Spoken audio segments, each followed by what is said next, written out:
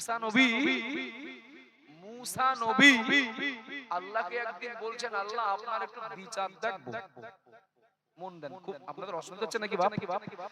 মুসা নবী বললেন, আল্লাহ আপনার একটু বিচার দেখবো। আল্লাহ বললেন, ও মুসা, তা আমার বিচার ঠিকঠাক করি তো তোমার বিশ্বাস হয় না?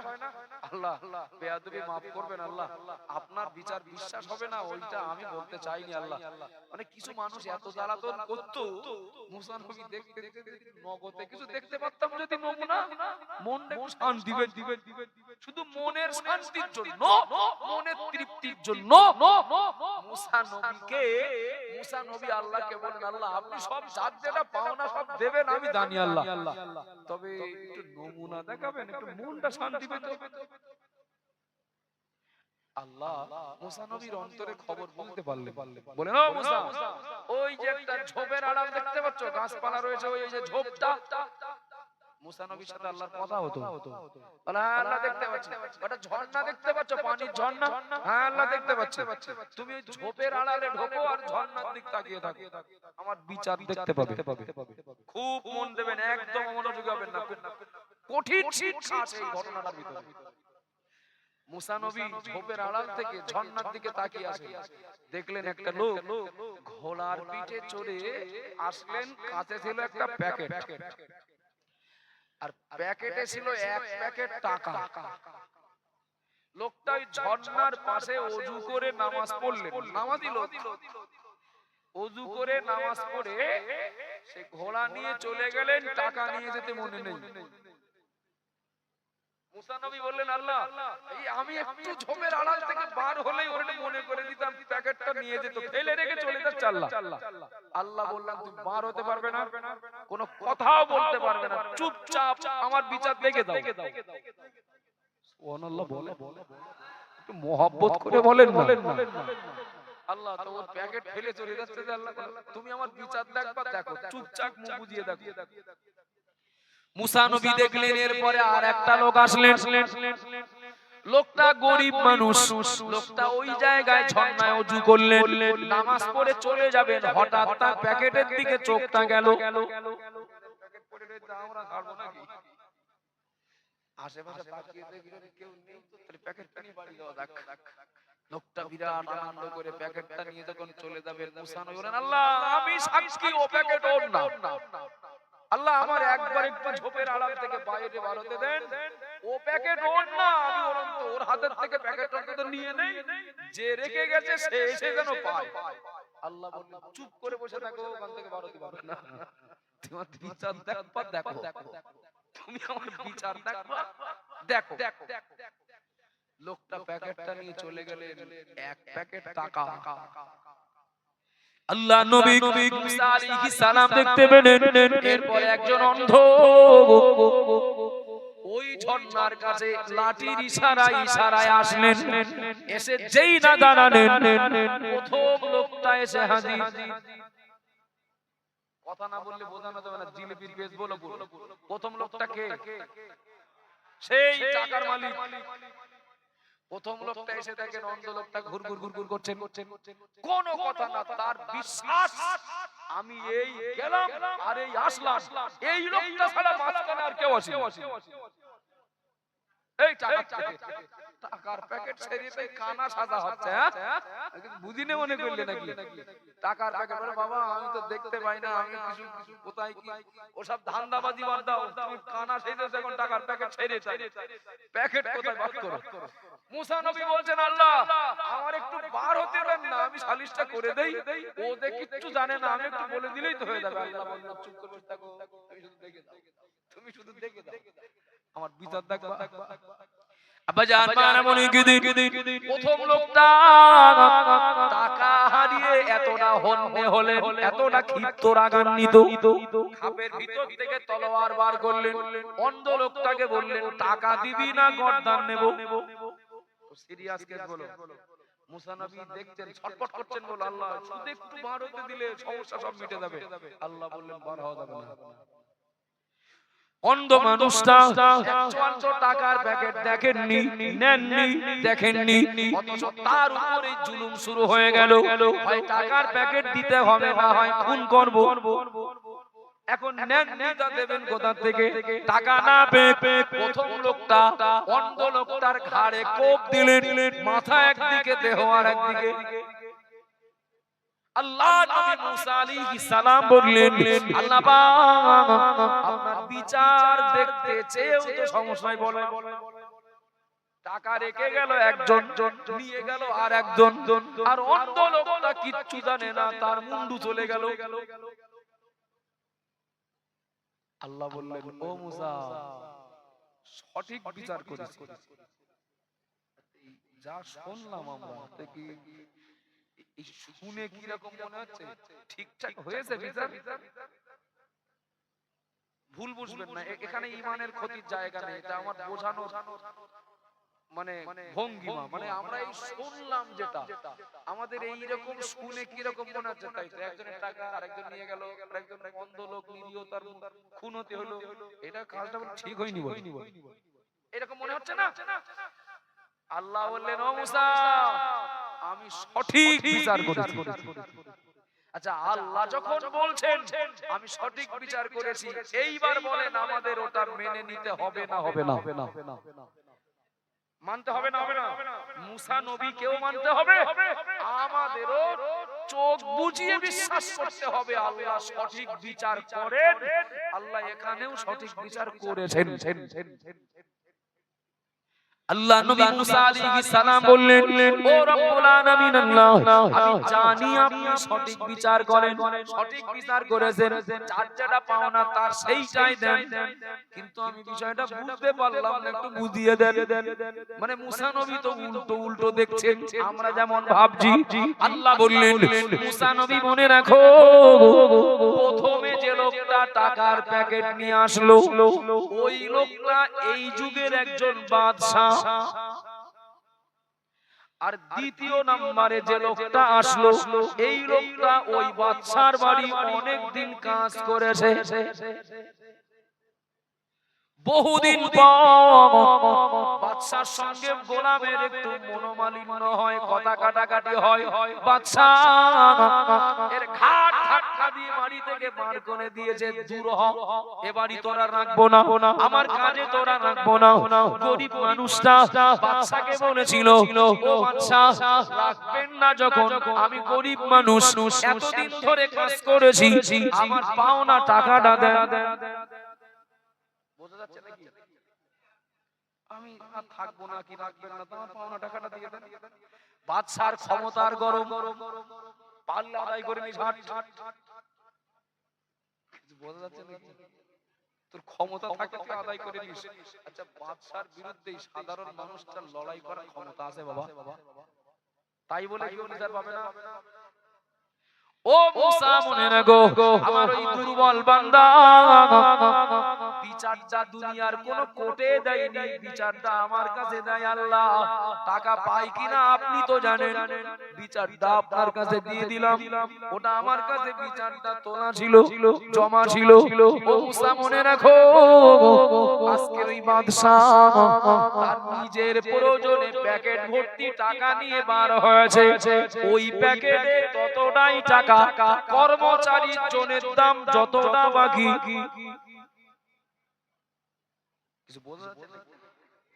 আপনি বলবেন তা সেম সেম হলো কি করে? আরে এটা তো নরমাল ব্যাপার, এই গ্রামের কেউ আমাদের 10,000 টাকা পায়, আজকে আমার কাছে 10,000 টাকা আছে, হতে পারে পারে তো। ওই প্যাকেটে ততটা টাকা আছে, ওই যে কর্মচারী টাকা যতটা, ওজনের দাম যতটা বাকি। ও নামাজ পড়ে চলে যাওয়ার সময় আমি আল্লাহ, আমি নিজেই ওকে অন্যমনস্ক করে দিয়েছি। দেখে প্যাকেটটা রেখে বাড়ি ঘাট, আমি ওকে অন্যমনস্ক করে দিয়েছি, ও টাকার প্যাকেট ফেলে চলে গেল। আর দ্বিতীয় যে ব্যক্তি নিয়ে গেল, ও হলো ও বাদশার কর্মচারী, ওর আনন্দ করার কিচ্ছু নেই, বাদশার কাছ থেকে টাকা আদায় করার ক্ষমতা নেই, আমি আল্লাহ ওর টাকা ওর পাইয়ে দিয়েছি। সুবহানাল্লাহ, বাড়ি যেয়ে বলবেন নাকি? মোহাব্বত করে বলেন না। ওরে ও লোকের টাকা না, ও ওর টাকা, ও হালাল টাকা, ওর সেই কাজের টাকাও। কিন্তু বাদশাও জানেন না আমার প্যাকেট কর্মচারীর বাড়ি, কর্মচারীও জানেন না এই সেই আমার সেই বাদশার বাড়ির টাকা আল্লাহ কি সুন্দর করে আমার পাইয়ে দিলেন। দুজনার কেউ জানে না। মুসা নবী অবাক, আল্লাহ আপনার একই বিচার। আমরা হয়তো ভুলে যাই, আল্লাহ ভুলে যায়। আমরা হয়তো অবিচার করি, ও একটু স্বার্থের জন্য আসামিটারে সাধু বানাই, সাধুটারে আসামি বানাই। আল্লাহর কাছে কি ওইসব বিচার হয় বাবা? মুসা নবী বললেন, আল্লাহ আপনার একই বিচার। কবে লোকটা আপনার কাছে বলে রেখেছেন, আল্লাহ আমি গরিব মানুষ, আমার জনের দাম দিচ্ছে না, তার ক্ষমতা আছে, পাওয়ার আছে, কিন্তু আমি পাই, এটা তো আপনি জানেন, বিচারটা আপনার কাছে দিলাম, আপনি কি কৌশলে টাকাটা তার পাইয়ে দিলেন? সুবহানাল্লাহ বলবেন না? আল্লাহ নবী মুসা আলাইহিস সালাম বললেন, আল্লাহ পাক এটা না হয় বুঝলাম, কিন্তু অন্ধ লোকটা কি করলো? নিরীহ মানুষ, আহারে কানা মানুষ, তোকে দেখতে পাই না, নির্দোষী নিরীহ, তার মুন্ডু চলে গেল, ও লোকটা কি, ওর দোষ কি? আল্লাহ বললেন, মুসা মনে রাখো, ওরও যেটা পাওনা সেটাই দিয়েছি, ও তো কোনো দোষ করিনি, আল্লাহ সব তো দেখতে পেয়েছি আমি, ও তো কোনো অন্যায় করিনি। আল্লাহ বললেন, ও মুসা মনে রাখো, ও দোষ এখন করিনি, আগে করে রেখেছে। বোঝা যাচ্ছে না? দোষও এখন করিনি, ও আগে করে রেখেছে।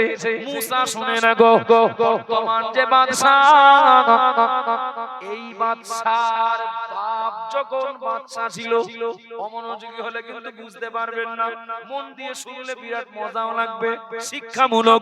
আল্লাহ বললেন, মুসা বর্তমান যে বাদশা মানে যে প্যাকেট রেখে চলে গিয়েছিল, এই বাদশার বাপ যখন বাদশা ছিল, ওই বাপের, এই বাদশার বাপের ওই অন্ধ লোকটা বডিগার্ড ছিল।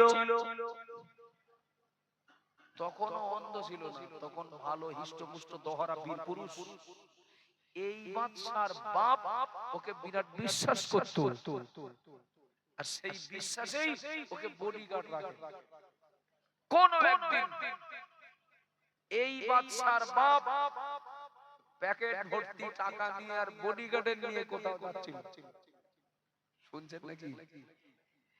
এখন ফাঁকা মাঠ পেয়ে ও আর লোভ, ওই কানা লোভ আর রাগ সামাল দিতে পারেনি, তাই তো বাদশা যদি খুন করে দেই টাকাগুলো নিয়ে বাড়ি দেওয়া যাবে, কেউ নেই তো এদিকে। বোঝা যাচ্ছে না? এখন সেই বাদশাকে ও নিজে হাতে হত্যা করে টাকা নিয়ে বাড়ি দেয়। ও মুসা, ও টাকা আজকে নেইনি, আগে নিয়ে রেখেছে। আর বর্তমান যে বাদশা, অর্থাৎ খুন হয়ে যাওয়া বাদশার যে ছেলে, এ ওই দিন থেকে বাপের হত্যাকারী খুঁজে বেড়াচ্ছে। ওর প্রতিজ্ঞা, আমার বাপের হত্যাকারীকে যেখানে পাবো সেখানেই হত্যা করব। কিন্তু কে হত্যা করেছে ও তো জানে না।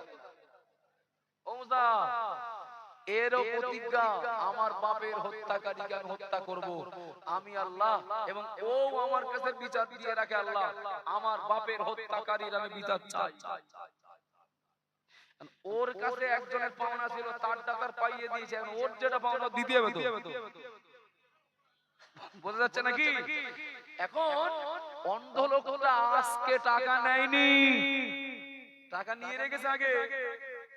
আর এখানে মূলত বিচার হলো, এতিম সন্তান আমার কাছে বিচার দিয়ে রেখেছে, আমার বাপের হত্যার বিচার চাই।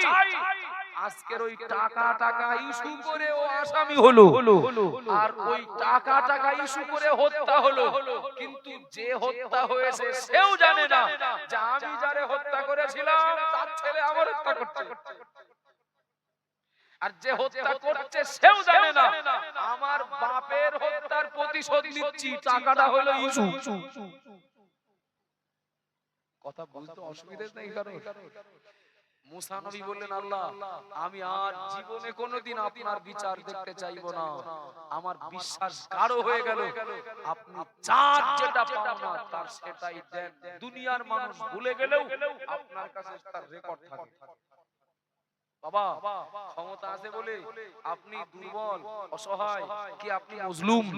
আমি আপনার প্রতি জুলুম করলাম, আমি আপনার প্রতি অবিচার করলাম, আপনার পাওনাটা দিলাম না, আপনি আমার কাছে পেতেন ওটা দিলাম না, আমি আপনার কাছে পেতাম আপনি আমার দিলেন না, কি আমার ক্ষমতা ছিল আপনার প্রতি জুলুম করলাম? হয়তো মজলুম ব্যক্তির হয়ে থানা লড়বে না, কোর্ট লড়বে না, কি তার কেস চালানোর মতো আর্থিক সচ্ছলতা নেই, অন্তরে একটা বিশ্বাসের গুল মেরে রাখেন। ওই মজলুম ব্যক্তি একবার যদি বলেন আল্লাহ বিচার আপনার কাছে থাকলো, ও বিচার কি করে পাইয়ে দেবেন সে লোক নিজেই বুঝতেই পারবে না যে আজকে মাইকটা খালাম কেন। আমার পরিবারে 7 জন, এই 7 জনের প্রতি আমি ন্যায় পরায়ণ হব, যার আমার কাছে যেমন পাওনা আসে কারোর প্রতি অবিচার করব না, হক ফাঁকি দেব না, কোলটান পিস্টান কোলে টানা পিঠে টানা বিচার করব না। আমি আমার পরিবারের প্রতি আমি সহানুভূতি দেখিয়ে ন্যায় পরায়ণতা দেখিয়ে আমি আরশের ছায়ায় জায়গা পাওয়ার হকদার হতে পারি। কথা বুঝতে অসুবিধা হচ্ছে বাবা? কিছু মনে নেন না, কত বাপ রয়েছেন দেখবেন, কত বাপ পুরস্কার পাওয়া তো দূরের কথা, নিজেকে কতটা বিপদের দিকে ঠেলে দিচ্ছেন। কত বাপ রয়েছেন 2 ছেলের প্রতি 2 রকম বিচার করেন। ভুল বলছি? ভুল বললে বলবেন যে আমাদের এলাকায় নেই ওসব। 2 ছেলের প্রতি 2 রকম বিচার, 2 ছেলে 2 মেয়ে, কি 1 ছেলে 2 মেয়ে, কি 2 ছেলে 1 মেয়ে? কত বাপকে পাওয়া যাবে ছেলেদের প্রতি এক রকম বিচার আর মেয়েদের প্রতি আরেক রকম। আছে না? কত ভাই রয়েছেন একটু লেখাপড়া বেশি জানেন, বাকি ভাই 2 জন 3 জন ওরা একটু মূর্খ, কম জানে লেখাপড়া, ওদের নানান তাল ভুল বুঝিয়ে এক রকম বলে বাড়ি থেকে বার করে বাপের জমি 3 ভাগে 2 ভাগ একা লিখে নিল। কত ভাই রয়েছে ভাই বোনেদের ফাঁকি দেয়, কত ভাই আছে ভাইকে ফাঁকি দেয়, কত বাপ রয়েছেন কোন ছেলের প্রতি বিরাট সহানুভূতি আর কোন ছেলের প্রতি অবিচার করেন, কত বাপ রয়েছেন ছেলেগুলোর প্রতি সুবিচার করলেও মেয়েগুলোর প্রতি অবিচার করেন। আছেন না? এখন এ বাপের আরশের ছায়ায় জায়গা পাওয়া তো হলো না, বরং এই কজনের প্রতি সুবিচার করে ন্যায় পরায়ণ হয়ে তাদের কাছে ন্যায় পরায়ণ হয়ে আরশের ছায়ায় জায়গা পাওয়ার সুযোগ ছিল, কিন্তু ন্যায় বিচার না করে অবিচার করলেন, ও পুরস্কার তো গেল উল্টে। এই ছেলে এই মেয়েরা মাপ না করলে ও বাপ হজ করলেও জান্নাতে যাবে না।